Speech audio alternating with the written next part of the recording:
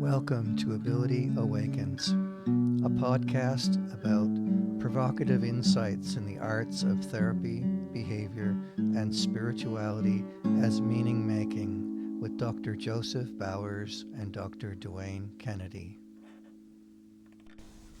Empathy. What is it? How do we experience it, and why is it important? With us today, we have myself, Dr. Joseph Randolph Bowers, and Dr. Duane Andrew Kennedy, and we're going to have a conversation about something that most of us wish we had more of, I think, and some of us have in spades. Empathy. It's a mystery. What is it really? So how do we see empathy? Good question. See. Or do we go further than just seeing what is empathy? How is it displayed? When we think about empathy, we think about it's an emotional response to somebody else that is finding life challenging. We display an understanding towards the individual for whatever reason they may be finding life challenging. Empathy. What is it? How do we experience it? Why is it important? What we could learn from that to improve our lives and our relationships. For me personally, empathy was a word that I first heard more so in counseling training. It was a concept that's used in therapeutic literature. It took me a few years to get my head around that, but also to look at empathy more from a cultural point of view. And culturally, I think words like compassion or gentleness or forgiveness were more readily available to me given my cultural background. I think that empathy opened up a new vista for me and raised a lot of questions. Anyway, I'd like to ask initially, Duane, how do you see empathy? It's amazing that we ask a question where we see empathy. I believe that empathy can be displayed and seen as just supporting somebody. Like they might be going through a process of grief and loss, and we display an understanding because everyone at some time has been through that process of loss, and loss can be seen in many ways. Loss of a loved one, loss of something that we care about deeply. And empathy is a feeling, like we feel what the other person is going through. To display that deeper understanding, empathy can be just sitting with somebody in silence and sharing that silence with them in quietness. It sounds like you're talking about an intuitive feeling that you can tune into where the other person is at. It's interesting that you say an intuitive feeling, and when you started the conversation I was thinking, oh my god, empathy is nearly intuitive. I believe that there are people, and you did say before in our conversation before we started, was some people can have it by the bucketful empathy. Others are learning to have empathy, or they're just coming across the word empathy. And what does empathy mean? You brought up the idea of having the conversation about empathy. I'm wondering what was really in that for you, that this word has become an important part of your life, I guess. Just reflecting on people that we work with every day in our lives. Every situation that we come across on a daily basis requires some form of empathy to the challenges that individual may be experiencing, and it may be just due to their child displaying behaviours that are out of the ordinary, and trying to get somebody to understand that process or understand what may be happening, or looking at solutions and we bring in to that space empathy, a response of what is that like for you when you're experiencing that behaviour in your life that not only interrupts your child's life but can interrupt your whole day. And we sit with that person, that parent, that mother, for a period of time, and we bring into a deeper space of wanting and desiring to understand. So we display that empathy of this must be challenging, this must be difficult. I hear what you're saying in your practice of empathy. Wondering what your thoughts are about my earlier insight that empathy's not a word really that we grew up with. I think kindness, compassion, loving, and when we do enter a different space of education, we come across new words, we come across new ideas, we come across different ways to reflect. And it is a fine line when we talk about empathy, because we're sort of bridging all those compassion and love and patience and kindness.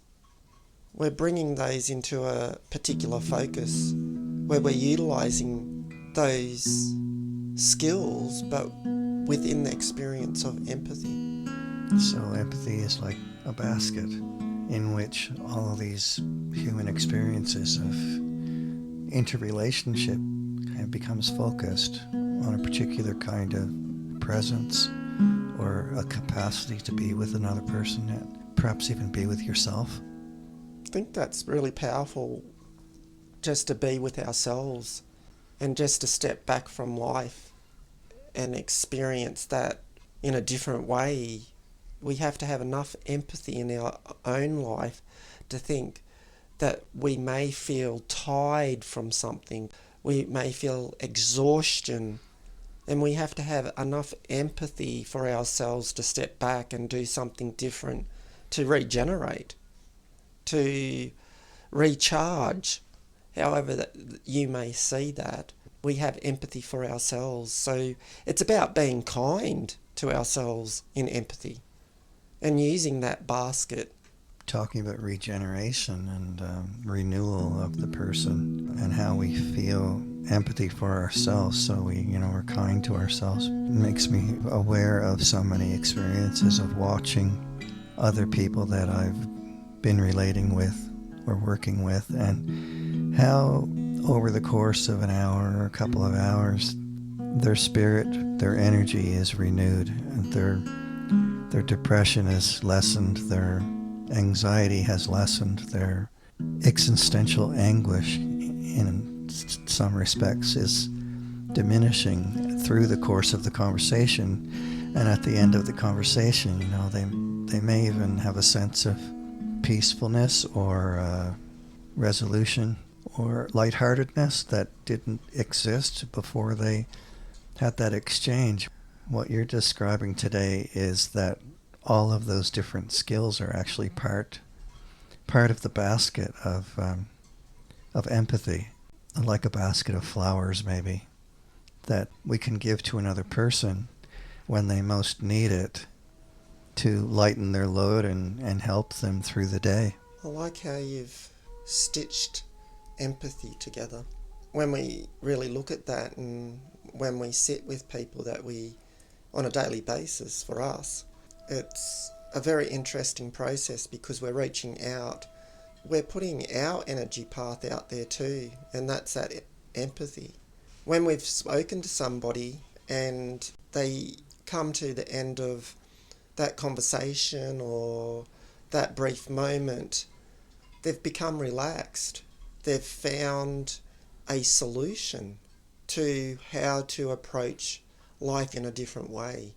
And empathy reaches out in a particular way where solutions can be found when we do deeply reflect on that experience itself, like that reflection and listening in empathy and bringing a different perspective to the challenges that someone may be facing on a daily basis and how that can lift them up. It's as if you're talking about a spirituality of empathy. I'm sure I've thought about this before, but you're articulating it today in a very focused way, and it's kind of it's expanding my feeling, and my heart is drawn back to childhood in a way through this topic. I suppose the metaphor of the basket and the flowers brought me there as well, thinking about collecting flowers for my mother and grandmother, and how strongly the impressions are in my memory of their smiles, and how their eyes lit up when I approached them with with a little bunch of, just wild flowers that I had picked just for them. They accepted the gift really graciously and kindly, and I think it really did make their day. And when I caught on to that as a child, how you could make somebody's day with just something so simple, with a flower, and your own thoughtfulness and presence in their life, that you decide to do that. You think about doing that in a spontaneous way, and you're just there. It opens up their world and changes their whole day, maybe even their week or even longer. It has an impact and creates a beautiful memory that lasts with that individual for a very long time. And this is how many, decades later with my mother, and I asked her to remember me picking you flowers as a child, and she says, "Oh my gosh, of course I do. Those memories are beautiful, and they make me smile, and they help me through my dark days, my dark moments." I think empathy has that power or that quality in our lives. What do you reckon? I like the symbolic use again of maybe picking a flower, and if we had worked in an energetic level of looking at empathy, what would it look like? And when we choose a flower, there's so many different types of flowers out there in the world, each flower representing something different, if it be colour or form or shape.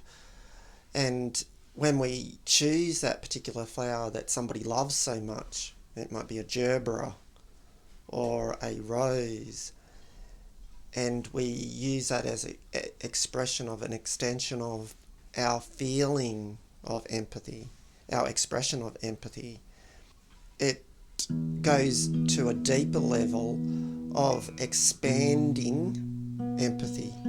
It becomes circular. Holistic in a way, like embracing the whole, Yes, holistic.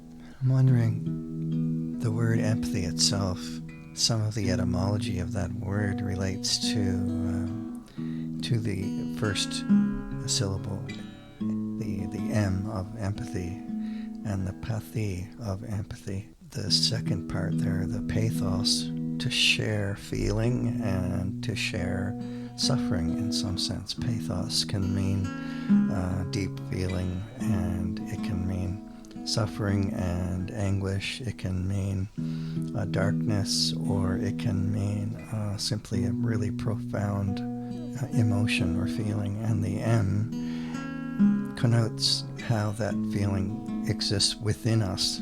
And it's interesting, the word, it's a bit different from compassion, which means to share passion in community. To the com in compassion is a word that means sharing with others. The M in empathy means within the individual, within the self, we have an experience of deep feeling, and it's a singular meaning that we have within us. And yet we're talking about empathy today as in how it's shared between people, and how it assists us to be aware of ourselves and what we're feeling, but also to tune into how that experience impacts other people, or how we can tune into what people are already feeling, apart from our sort of influence in their situation. I think I'd like to take it a little bit further. I'm just thinking as I'm looking out the window and I'm just looking at nature. I'm just sitting here and I'm just reflecting on the wholeness of our interactions of empathy with each other. But there's a bigger picture to empathy. When we even look at the ecological depth in ourselves and what the planet is experiencing at the moment, I believe that we empathise with what the earth is experiencing and what the earth is going through and what we see and experience in the change in weather patterns. So we have a deep, deep empathy in many different ways.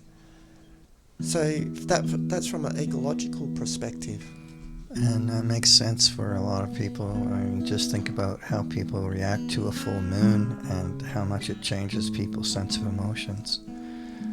As just one example, but climate change and the changing seasons, I think, are having a radical impact on people's sense of themselves, their meaning, and their feeling self as well. Here in Australia, we experience spring and summer coming extremely early, and it's become a pretty common thing in the last several years, and definitely part of climate change. The sun seems to be in a different direction than historically, in any given month, and that has a big impact on literally how your day goes and how you interact with your environment. Looking at all those signs too, and we empathise with the wholeness from a sort of a microscopic level to a larger picture of our environment, what's happening to us internally and what's happening to us externally, and how we view that. When we use empathy, what are the things that we can see in the world that are changing? How are people moving towards empathy?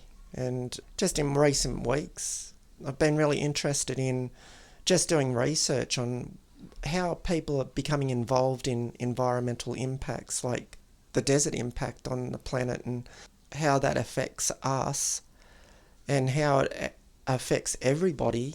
How can we change that, and are there people out there doing a change or become a part of that process?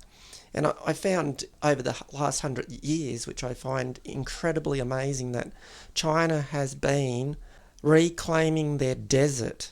And I'm not talking about like Australian desert where there's trees and everything. This is like sand, reclaiming sand and planting hundreds of thousands of trees. And in Saudi Arabia, they're doing the same. And in Australia, they've started the greening process again. And I think on a higher level, this is empathy at its best. Empathy for the generations that are coming into the world, the generations that are here, and a bigger picture of like how we see the environmental impact through empathy. So empathy has a value even in social justice, maybe, and ecological justice. Yes, because on a larger note, it's actually keying people into what I see as an energetic pathway.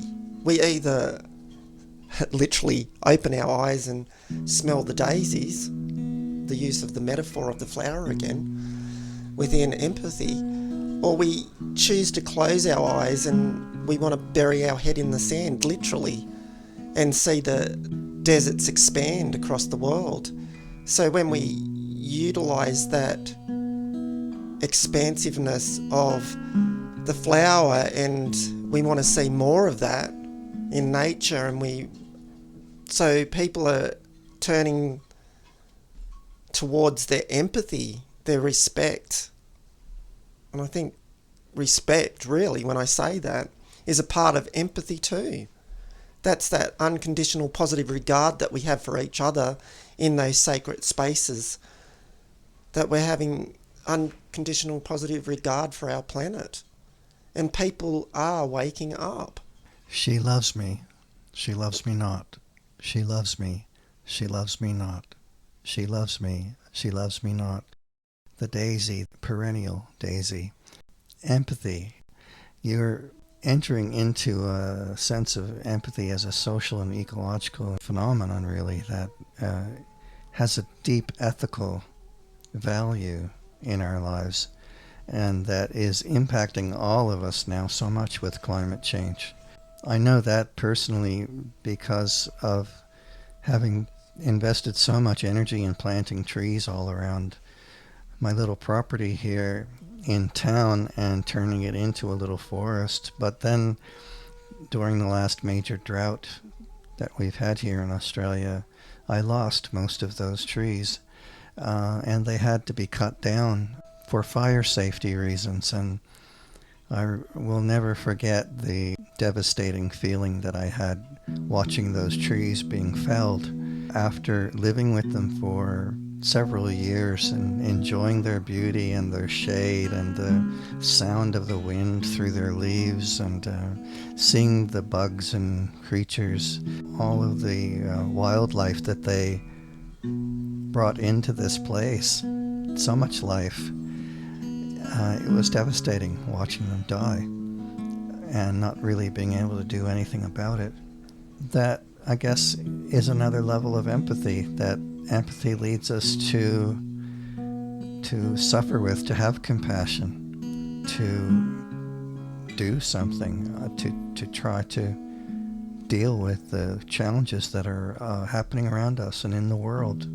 Is a big issue, and I think like on a smaller level, if large countries can actually combat deserts breaching farmland or breaching forest, we having access to water sources, we live in a particular location. I've been inspired that you've been willing to plant more trees, but you've reframed how you want to see your part that you play in nature. You've gone from native acacias, which grow throughout Australia, to planting fruit trees. And I think when we look at that whole process, we have a deeper empathy. We want to bring in the bees. We want to bring in the birds. And we look at those fruit trees doing all of those things. That's very true, and I've always had this vision of having a food forest around the places that we live, and I would so passionately love to share that with the world in some sense, because if all of the dead lawns that people had, in the world, and all of the water that goes into feeding those lawns was given to plant trees that could feed us and provide local produce and be shared at local farmers markets, how much more rich and enlivened would we be? How much better would the environment be with the bees that are suffering to even find one flower to feed them now? They need people to wake up and to change what we're doing. I'm quite surprised, really, this direction in the conversation. I didn't expect this to go in an environmental way, and I don't normally think of empathy in that way, to really be quite honest, and I wonder why is that, but that's going to take me a while to reflect on. But in our topic today, when someone receives empathy, can this help them to grow? Even displaying empathy in the smallest way, and that might be just through our words. When somebody rings us up and they've lost their dearly beloved and they're in tears, and you just sit or you just listen to that process in a deep way and just be with them and show that empathy. Empathy extended in that way builds the foundations of relationships that can literally change the behaviour of the other person. It can change the way that they view life just by having that empathy, by having that understanding. Even if we don't say anything, just because we are there for them can change that whole process of why me. There's certainly an aspect of presence in empathy that we just have to be there. Does that exist even if people are not aware of empathy? It's a good question, because when we reflect, it can be an automatic response. Even like when somebody doesn't know what to say and they're just present, they truly don't know what to say to the other person, or they sort of withdraw from that process because they go, I don't know what to say. They ask themselves, how can I intervene? I believe that the other person just needs that company. That's the expression of empathy. What is it like for the person who is displaying empathy? What's happening within them? It's an interesting process too, when we think about empathy and how we may be expressing empathy towards someone. At particular times, that empathy can be so deep and so profound to experience somebody else's loss that we may even express tears in those moments with that other person, because we feel a deep, deep connection. And here we go again, connection. And when we look around us, even though we have spoken about many pathways through empathy, environmental, we see the connection, our livelihood, our being, and how we need the earth just to be. We need others just to be as much. And when we display that from ourselves, we realise that deeper, profound connection to someone else. Where does this ultimately lead? A sense of empathy, not so much in relationships, but within the evolution of the person. Displaying empathy, and in the whole experience, the other person that feels like their life has been so challenging right up until that point where they've had somebody come into their life and displayed, as you've beautifully put it into the metaphor, a bucket full of empathy, it causes a reaction within them. They have to react in a particular way. They have to literally change the interaction that they're having with you that starts to heal them. They start to unpack their issues on a deeper level, their loss, their fearfulness, their trauma. And through that empathy and showing that deep respect and that deep positive regard, we're literally helping somebody to rise to a point of healing. Giving empathy to others has taught me to reflect even in a deeper way of how I see life and how making those connections are important for others from my life. Has this changed you over time? When I reflect on that, even though we may not even dwell on those words when we were younger, or they weren't present in our lives, empathy, we were displaying it. I really believe that people from an early age can have displayed empathy, and I believe particular people in our lives who were pivotal points displayed so much empathy towards us, even if it was just one individual that changed that whole pathway for us, encouraged us on the pathway to empathy, or nurtured our empathy to become deeper. I like that metaphor, the pathway to empathy. Can you tell me more about that? Pathway of empathy.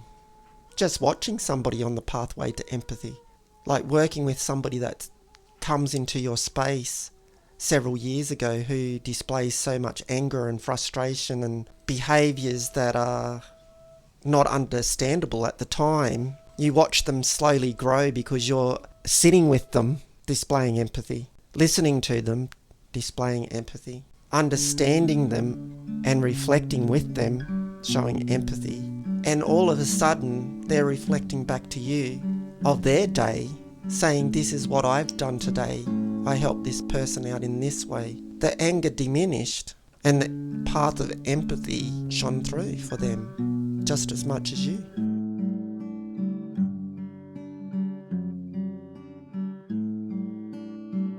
Thank you, Dr. Dwayne Andrew Kennedy, for such such an insightful conversation. I'm your host, Dr. Joseph Randolph Bowers. We are Ability Awakens podcast, a provocative, insightful show about the arts of therapy, behavior, and spirituality as meaning making. Thank you for welcoming us in and for listening and being with us today.